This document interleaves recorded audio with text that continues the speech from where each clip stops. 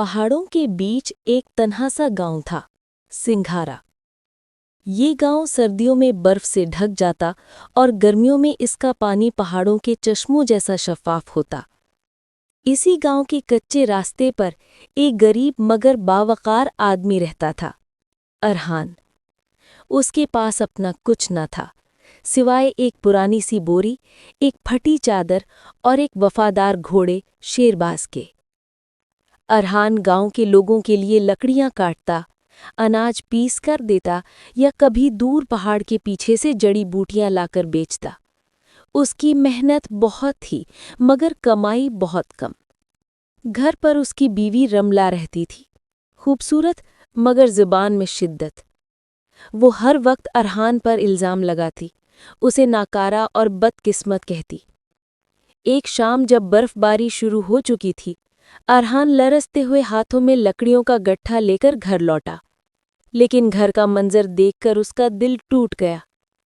रमला दरवाजे पर खड़ी थी, गुस्से से चिंगारियों की तरह लपकती आवाज में बोली, अरहान, मैं अब मजीद ये भूख, ये सर्दी, ये बेबसी बर्दाश्त नहीं कर सकती। तुम तुच्छ नहीं बदल सकते, यहाँ से चले जाओ। अरहान सुन सा रह गया। रमला, मैं कहाँ जाऊँगा? मैंने हमेशा तुम्हारे लिए ही मेहनत की है। रमला चीखी, जहाँ चाहे जाओ, अपने इस घोड़े के साथ रहो, इसने तुम्हें मुझसे ज्यादा निभाया है। अरहान की आंखें नम हो गईं। वो कुछ न बोला। बोरी कंधे पर डाली, लकड़ियों का गट्ठा जमीन पर छोड़ दिया, घोड़े शेरबाज की लगाम थामी और रात की कड़कती बर्फीली हवा में निकल पड़ा। शेरबाज आहिस्ता आहिस्ता उसके साथ कदम मिला रहा था, जैसे वो अपने मालिक का टूटा दिल महसूस कर रहा हो। गांव के आखिरी किनारे पर पहुंचकर अरहान एक कदीम चीड़ के दरख्त के नीचे बैठ गया। उसने आसमान की तरफ देखा। या रब, तूने मुझे बस इस घोड़े का सहारा दिया है, मैं अब तेरा दर पर हूँ। बर्फ उसके कंधों पर जम रही थी, ठंड जिस्म में तीर की तरह उतर रही थी। वो और शेरबाज जंगल की तह में उतरते गए। वहां उन्हें एक वीरान, टूटी दीवार वाली झोंपड़ी नजर आई। लंबे अरसे से कोई उसमें दाखिल न हुआ था। अरहान ने लकड़ियां तोड़कर आग जलाई। झोंपड़ी में धुआं भर गया मगर जिस्म में हरारत आ गई। वो शेरबाज की गर्दन पर हाथ फेरते हुए बोला, मेरे दोस्त, इंसान छोड़ जाएं तो क्या हुआ, तुमने तो आज भी मेरा साथ नहीं छोड़ा। रात गहरी थी, हवा में बर्फ के जर्रे उड़ रहे थे। अचानक शेरबाज ने सर उठाया, गर्दन तन गई और वो जोर से हिनहिनाया। अरहान चौंक कर उठा। क्या हुआ शेरबाज, बाहर कोई जानवर है? शेरबाज अपनी टांगों से फर्श खोदने लगा। अरहान ने मशाल उठाई और घोड़े की निशानदही पर झुका। झोंपड़ी के एक कोने में जमीन कदरे धंसी हुई थी, जैसे कोई खुफिया चीज बरसों पहले दफन की गई हो। वो दोनों खोदने में लग गए। चंद लम्हों बाद उनके हाथ किसी सख्त लकड़ी से टकराए। या अल्लाह, ये तो संदूक है। संदूक पर लोहे की पुरानी जंजीरें थीं। अरहान के जाहिलाना मगर मजबूत हाथों ने जंजीर तोड़ी। 3 जोरदार ज़रबों के बाद ताला टूटा, संदूक का ढक्कन खुला और उसकी आंखें हैरत से साकत रह गईं। संदूक सोने के सिक्के, चांदी के कंगन, ज़रबफ्त के कपड़े और गुमनाम बादशाहों के निशान वाले गहनों से भरा हुआ था। अरहान के होंठ कांप उठे। ये क्या है? क्या ये मेरी किस्मत का दरवाज़ा खुल गया? वो सजदे में गिर गया।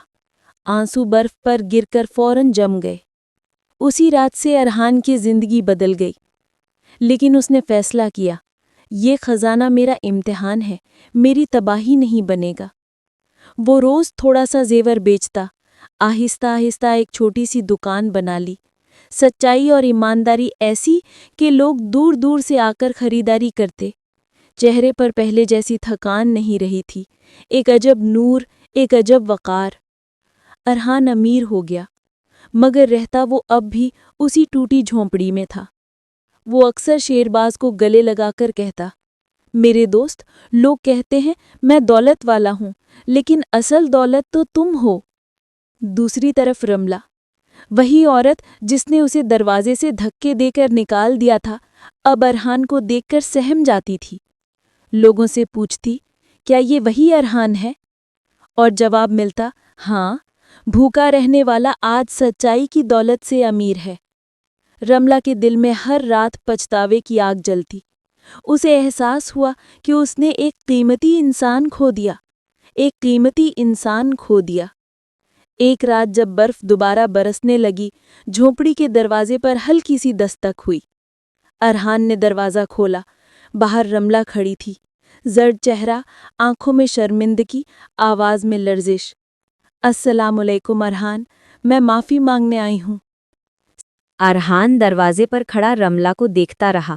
برف اس کے دوپٹے پر جم رہی تھی اور اس کی آنکھوں میں وہ غرور نہیں تھا جو کبھی ارحان کو چھوٹا ثابت کرتا تھا۔ ارحان نے آہستگی سے کہا، وعلیکم سلام، اندر آ جاؤ، باہر سردی ہے۔ رملہ نے قدم اندر رکھے مگر نظریں جھکا لیں۔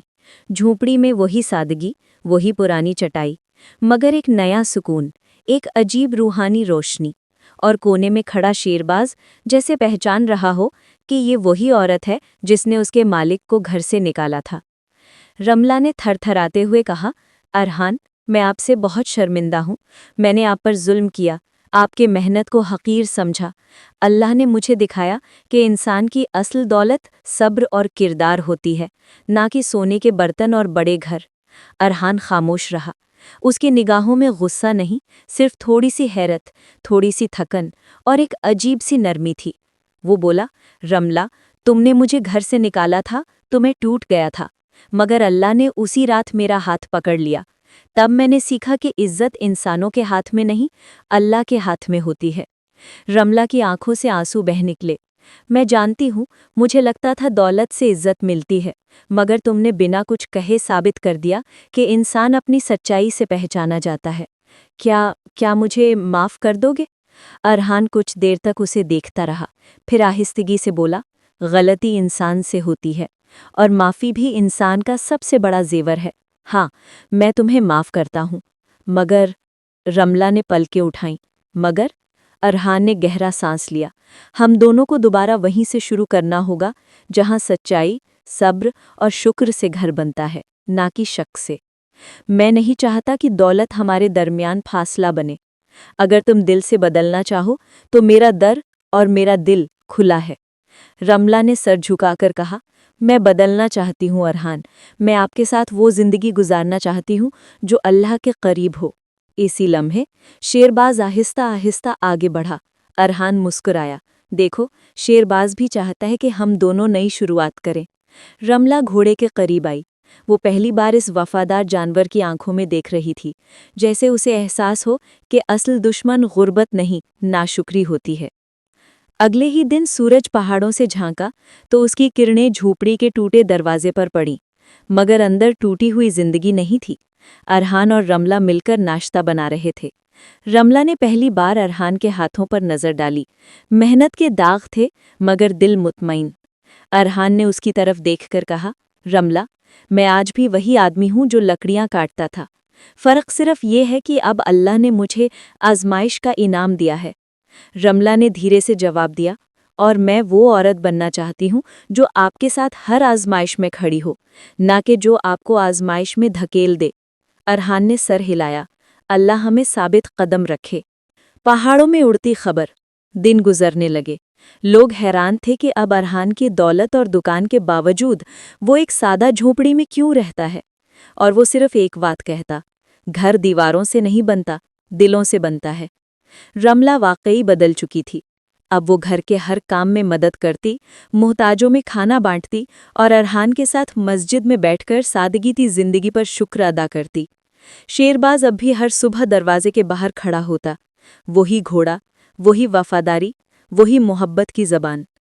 ارحان کے قصے نے پورے سنگھاڑا گاؤں کو ایک پیغام دیا کہ انسان کی اصل قدر اس کی دولت نہیں، اس کا دل اور کردار ہوتے ہیں۔ دولت مل جائے تو شکر کرو، نہ ملے تو صبر کرو، اور جو کھو جائے وہ کسی دن مل بھی سکتا ہے اگر نیت سچی ہو۔ رملہ نے پچھتاوے میں نہیں بلکہ شکر میں نئی زندگی شروع کی۔ ارحان نے دولت میں نہیں بلکہ سادگی میں سکون پایا، اور شیرباز، وہ ہمیشہ ان دونوں کے بیچ ایک خاموش مگر مضبوط پل کی طرح کھڑا رہا۔